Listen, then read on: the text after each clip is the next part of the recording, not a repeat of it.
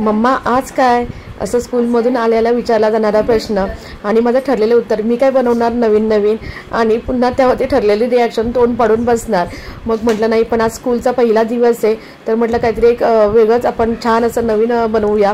आणि मग त्यासाठी बघा मी 1 किलो चिकन घेतलं आहे आणि त्याला आलं लसूण पेस्ट, काळी मिरी पावडर आणि हळद असं टाकून 15 ते 20 मिनटासाठी मॅरिनेट करायला ठेवून देणार आहे. आणि हे करताना ना डोक्यात एकच होतं की त्याने आल्यानंतर ना असं भरपूर असं खाल्लं पाहिजे. प्रत्येक आईला असं वाटत होतं की मुलाने भरपूर खाल्लं म्हणजे आपली डिश सक्सेसफुल झाली. माझं पण असंच असतं, मी तुम्हाला दाखवण्यापेक्षा जर त्याने भरपूर खाल्लं जेवलं की मला भरपूर आनंद मिळतो की माझी डिश सक्सेसफुल झाली म्हणून. कारण पहिल्यांदा ना तुम्हाला दाखवायच्या अगोदरसुद्धा मी त्याला खाऊ घालत असते आणि त्याची ठरलेली रिॲक्शन असते किंवा की त्याला आवडलं तर एकदम छान असा तो जेवतो. मग मला समजतं की आज माझी डिश एकदम सक्सेसफुल झाले. आणि ह्या डिशचा ना तसाच मला एक्सपिरियन्स आला म्हणून तुमच्यावर आता शेअर करते.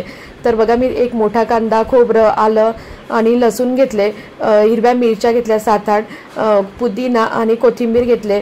जर ओलं खोबरं नसेल तर काजू वापरू शकतो किंवा काजूला ऑप्शन ओलं खोबरं असं काही आपण वापरू शकतो. आणि मी आणि फोडणीसाठी घेतलं आहे दालचिनी, काळी मिरी, मसाला वेलची आणि साधी वेलची आणि उभा चिरलेला कांदा. तसं हे चिकन बनवण्याची माझी पहिलीच वेळ आणि त्यामुळे मला पण वाटत होते चिकन कसं होणार, म्हणून मी पण थोडी एक्सायटेड होते की हिरवं चिकन, कारण आम्ही सहसा मी बनवते ते मालवणी पद्धतीचं चिकन बनवते. पण आज म्हटलं ह्याच्यासाठी थोडंफार वेगळं चिकन बनवते, कारण त्याचं नेहमीच असतं की काहीतरी वेगळं पाहिजे खायला. आणि आता बघा मिक्सरला मी सर्व लावून घेतलं. एका पातेल्यामध्ये तेल गरम करायला ठेवून दिलं. एका पातेल्यात तेल घेतलं आणि तेल गरम झाल्याच्या नंतर मी जे खडे मसाले दाखवले होते तुम्हाला ते सर्व खडे मसाले टाकून घेतले. आणि एक मोठा कांदा पातळ उभा चिरून घेतला आणि तो पटकन फोडणीमध्ये मिक्स होण्यासाठी हातानेच असा मोकळा करून घ्यायचा. म्हणजे कधीही फोडणीला कांदा वापरताना पहिला तो हाताने असं चुरून घ्यायचा आणि मग फोडणीला टाकायचा, म्हणजे फोडणी आपली पटकन तयार होते. आणि त्याच्यामध्ये मी 1 चमचा आले लसूण पेस्ट आणि 1 चमचा हळद असं टाकून घेतलं. ऑलरेडी आपण आले लसूण पेस्ट चिकनला लावून ठेवले, पण तरीसुद्धा फोडणी टाकायची म्हणजे छान वाटतं. आणि ते झाल्याच्या नंतर म्हणजे मी चिकन मॅरिनेट करून ठेवलं आहे ते टाकून घेतलं आणि ते पण व्यवस्थित असं फोडणीमध्ये मिक्स करून घ्यायचं. आणि 10 ते 15 मिनटं झाकण घालून ते चिकन तसंच ठेवू द्यायचं. म्हणजे चिकन थोडंफार शिजलं गेलं पाहिजे इतपत ते चिकन असं ठेवून द्यायचं. आणि आता मी चिकन असं बऱ्यापैकी शिजलं, थोडंफार शिजल्याच्या नंतर मगच त्याच्यामध्ये आपण जो तयार केलेले वाटण आहे ना ते टाकून घ्यायचं. मी सर्वकडे आधी मिक्स करून घेते चिकन. आणि हे तयार केलेले जे वाटण आहे ते सर्व टाकून घेतलं.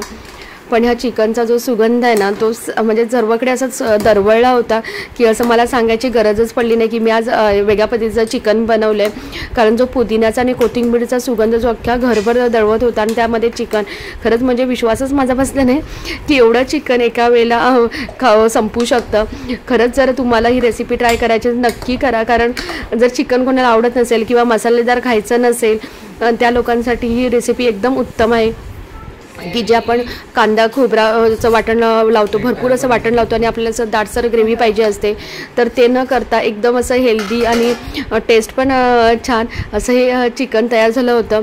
म्हणजे सावीला वगैरे सर्वांनाच घरातलं कळलं की आज हे चिकन काहीतरी वेगळ्या प्रकारचं आणि एकदम मस्त असं झालं होतं चिकन.